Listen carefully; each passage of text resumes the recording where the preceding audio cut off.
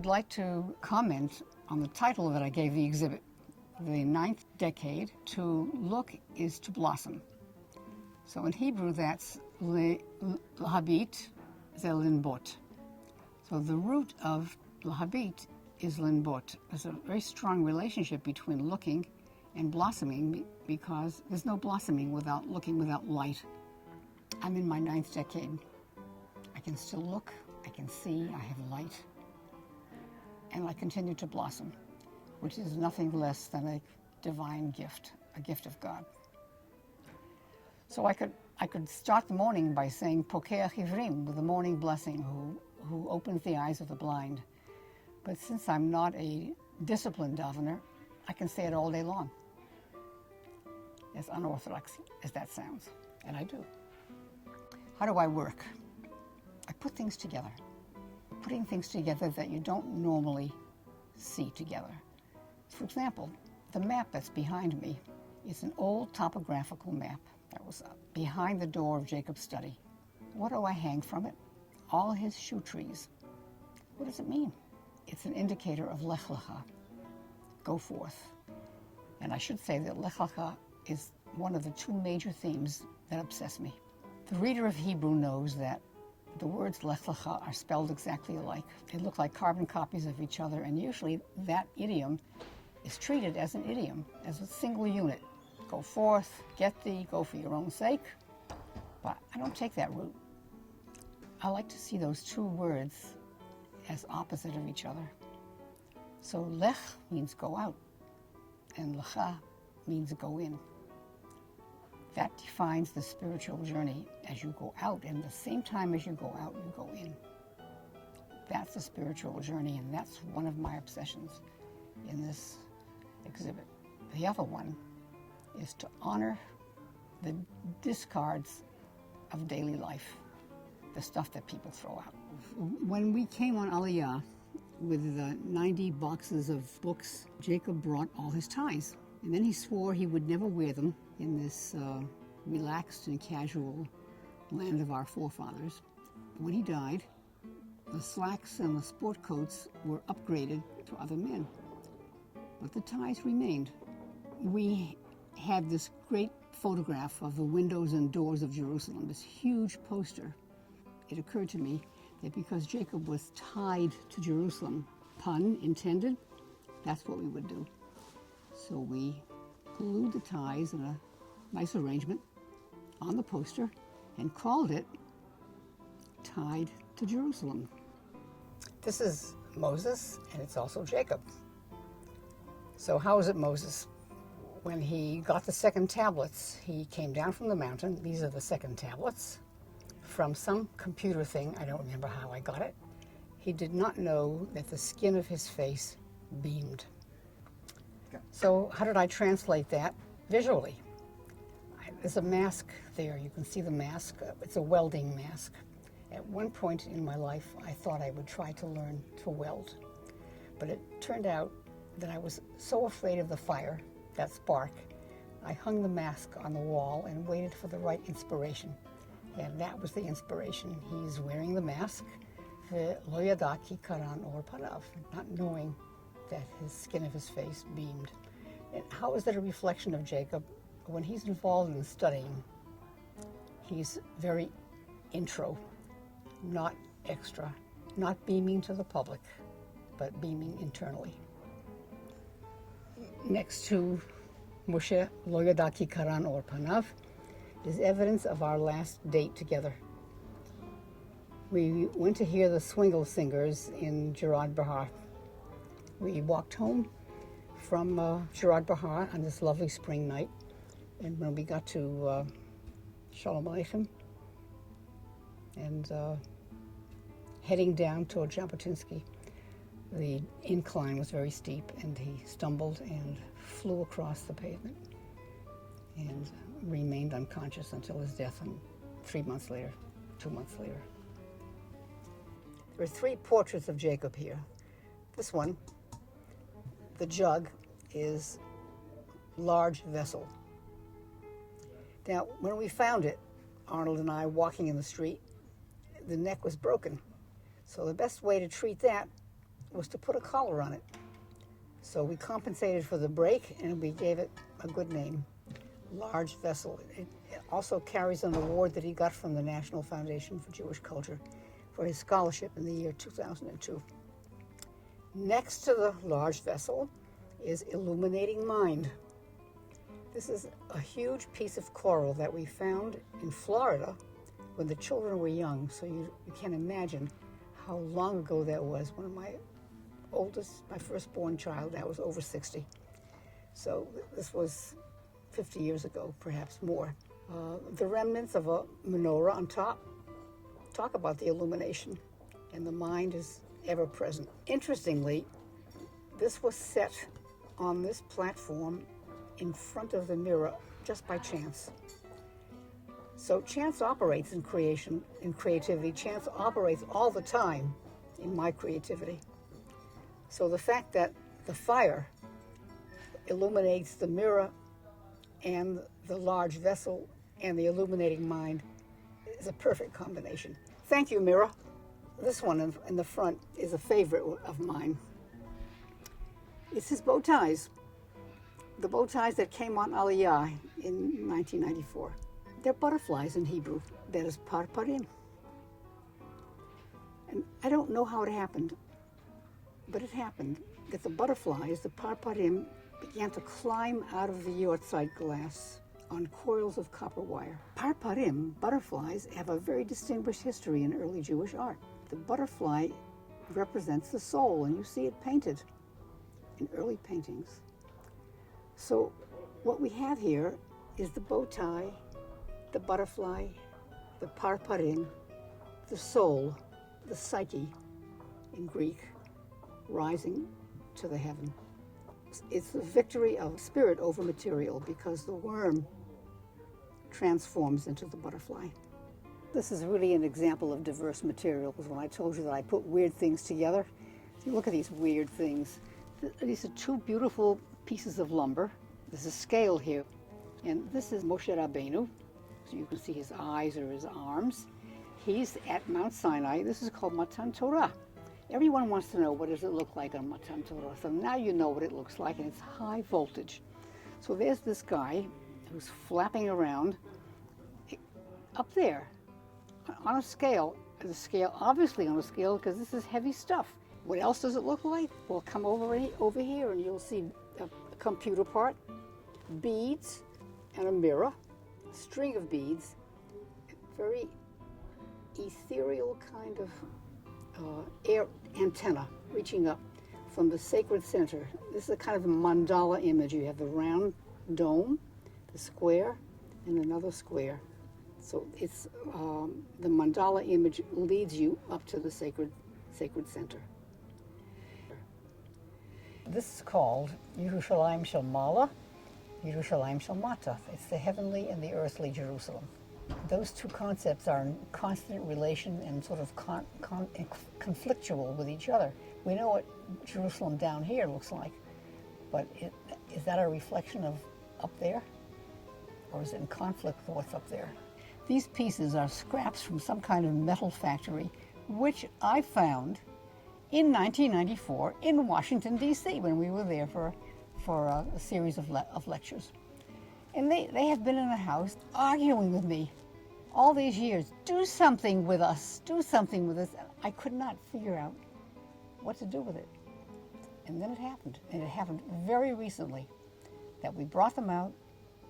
Eli, Ovadia, and I brought them outside on this mirror and put them on the mirror, placed them on the mirror, and it came into being. Sometimes we labor over stuff for a long time, and sometimes the birth is very quick. These pieces are a gift from Bezic. The guys were fixing something out in the corner, and I saw these wires, and I thought, well, I'd like to have some of those wires. He said, we'll bring you new, clean wires. These are greasy. So they brought me a clump of wires that I could hardly lift. And this became, and the other one and this, they all feature voices because they're Bezic wires. So the motif is Ro'im et hakolot. You see the voices You see the voices as was written after Matan Torah. People come off the mountain, and what happens to the people? They see the voices. Ro'im et hakolot. Well, how the heck do you see the voices? In this one, the voices are coming out of the tefillin, so that the original straps are not there. Different voices are coming out of this tefillin. This is, for me, this is an example of Ma'alim B'Kodesh. You are lifting the sanctity of a ritual piece that's no longer valid for ritual use, but is alive and speaking another language. That's why, for me, these things can't be buried. They have to be given an opportunity to speak. I'd like to say something about the material here that invites being trashed. This frame, we're dealing with the back side of whatever is on the other side. Just a broken frame, a piece of cardboard. The fabric is from a talit with moth holes. These are parts of that were torn away. The back of a frame.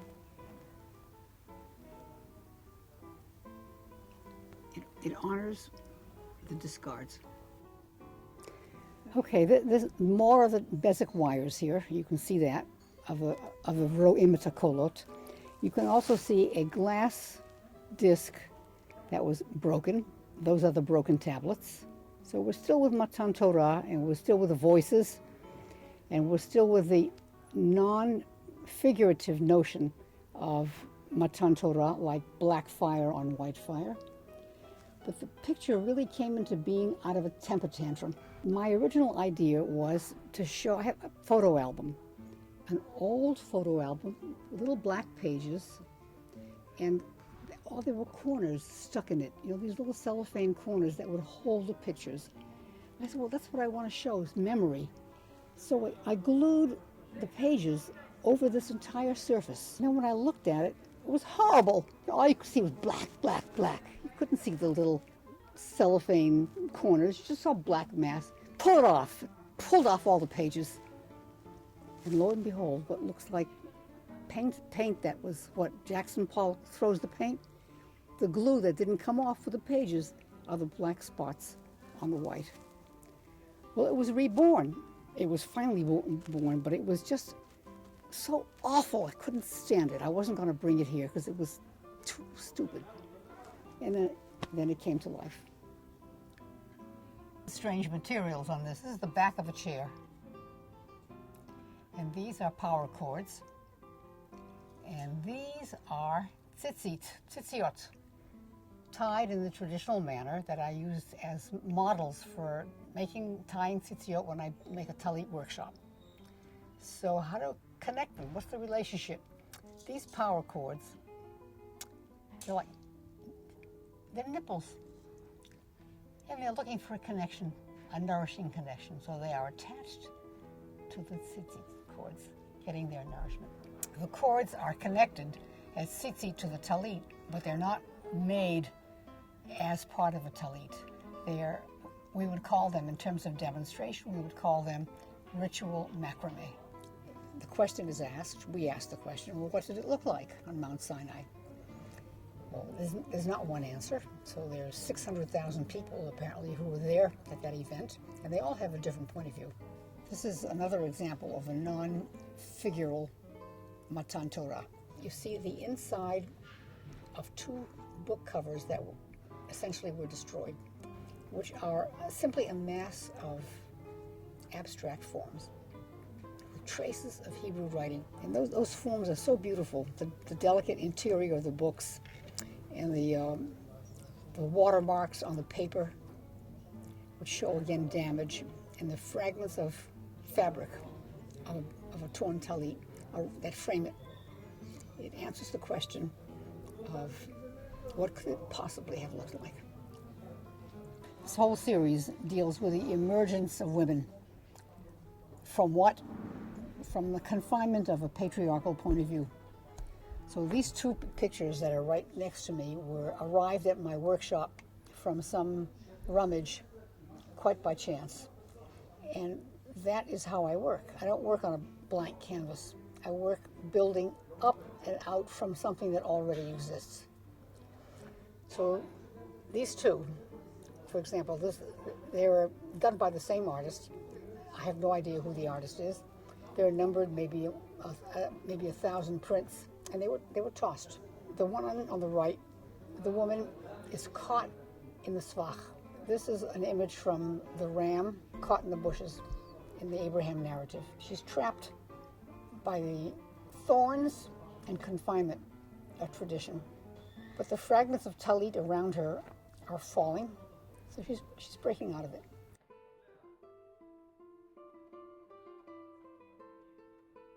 I happen to like this one very much. I don't always love the work that I do, and very often I can make something and just walk away from it. But I have a very warm feeling about this. It's very textured. Her relationship with tradition is textured. You can see the lace that covers her head, and you can see the beads that flow from her, sort of like the straps of tefillin, but different. The picture is framed in aspects of talit, but with lace. It's soft, it's warm, it's not hostile, it's textured. It's a study in shades of gray. That's a cliche today, isn't it? Many shades of gray. The internal image of a woman, a fertile image of a woman, is the view of somebody who's wearing a tzitzit. That's his view of her. That's what she's about. It's fertility. If there are negative aspects, I am taking these tefillin straps that are around her and loosening them. That's the only view of women. This is an old cheder textbook. The sage is holding the talit. Okay, there's a yad here, which holding a Torah. And the yad is used to point to the text as the Torah is being read. But this yad is broken. It says, this is not the way to look anymore. The figure is surrounded by the print of a paisley print. Here's the fabric. Placed on the other side, it was sprayed through so that you see the positive and the negative, the old image and the renewed image. This made it all the way from Berkeley. This is not a recent work. It was standing on the mantle in the bedroom, and somebody knocked it over. And the knocking over broke the glass on the inside.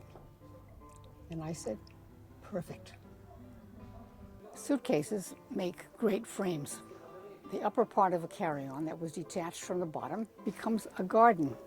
Gan na'ul achoti kala. A locked garden is my beloved, my bride.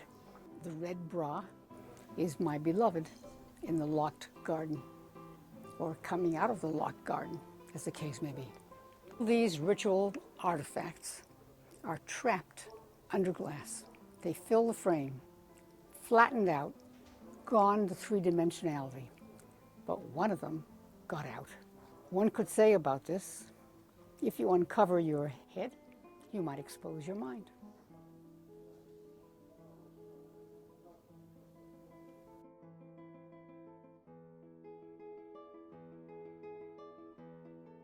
This is Ruth, in case you didn't recognize her. That's Ruth preparing for her rendezvous with her future husband, Boaz. This is not a work that shows rebellion, like some of the others did. But I take it back. What it does show is initiative. This is the woman, among the women in that story, who take the initiative to mold their own future. Her necklace is lovely.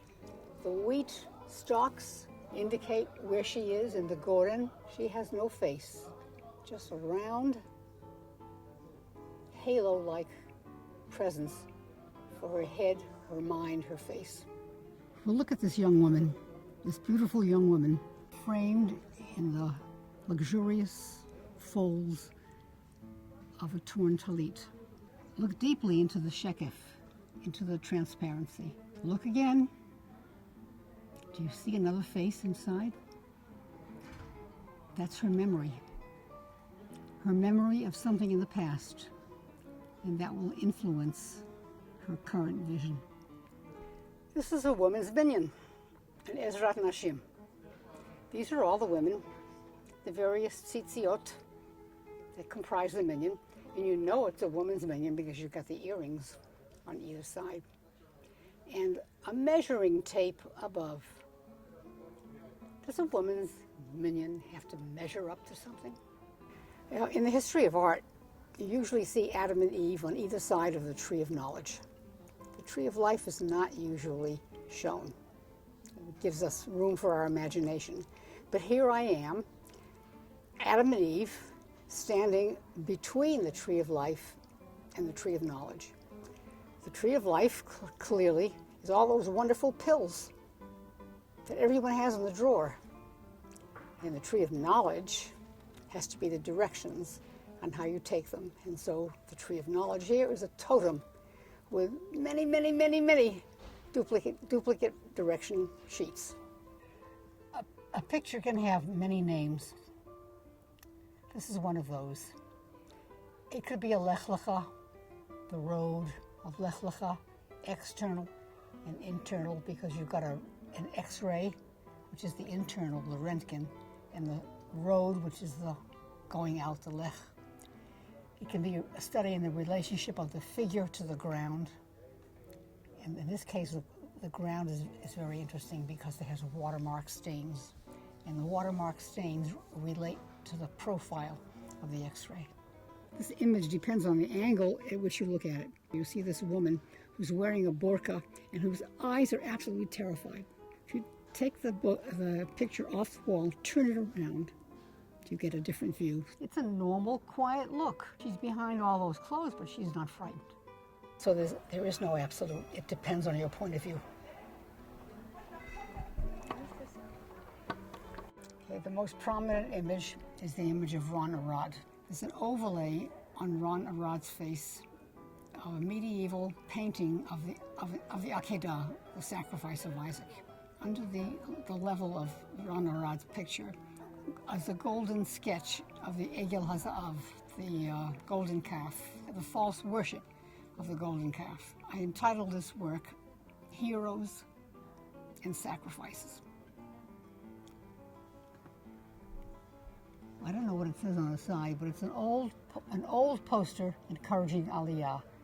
Kulanu lema'an Aliyah v'haklita. We're all in favor of Aliyah and absorption. So there's the message, is obvious. And when was the last time you saw a pair of shoes like that in the garbage can? It works well, doesn't it?